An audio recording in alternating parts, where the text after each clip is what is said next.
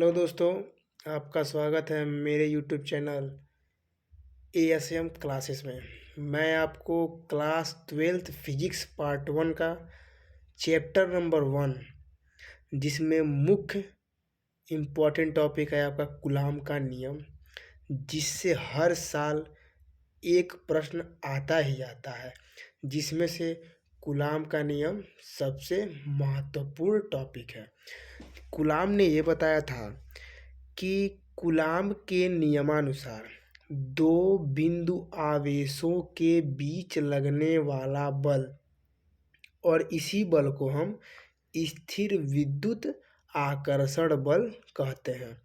तो जो कूलाम थे वो ये बताए थे कि अगर आपके पास कोई दो आवेश हों, मतलब यदि कोई दो बिंदु आवेश हों, तो उनके परिणामों के गुणनफल के समानुपाती तथा उनके बीच की दूरी के वर्ग के व्युत्क्रमानुपाती होता है।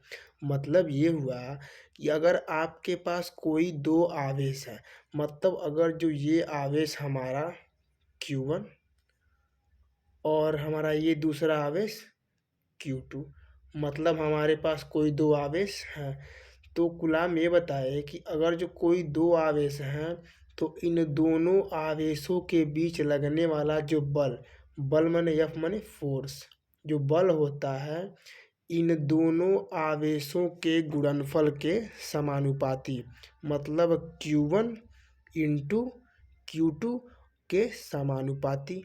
समीकरण नंबर 1 यहाँ से बनेगा।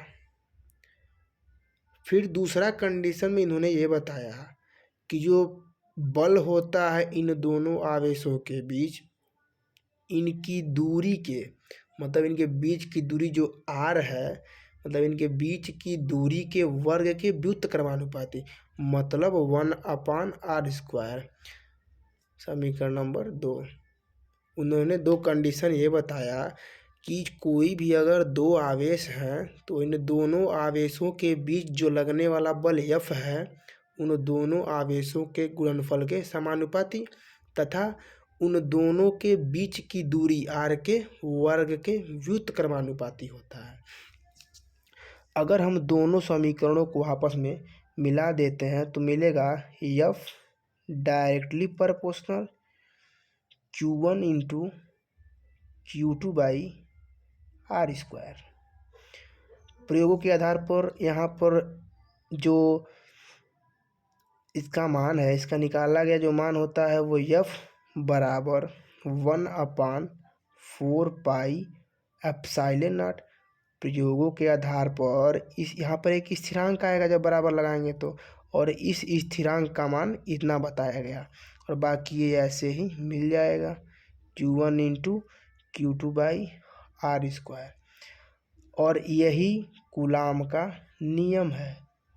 कूलाम के ये हर साल नियम बोर्ड परीक्षाओं में आता है, जिसका मात्रक चूंकि बल है और बल का मात्रक क्या होगा, न्यूटन। धन्यवाद।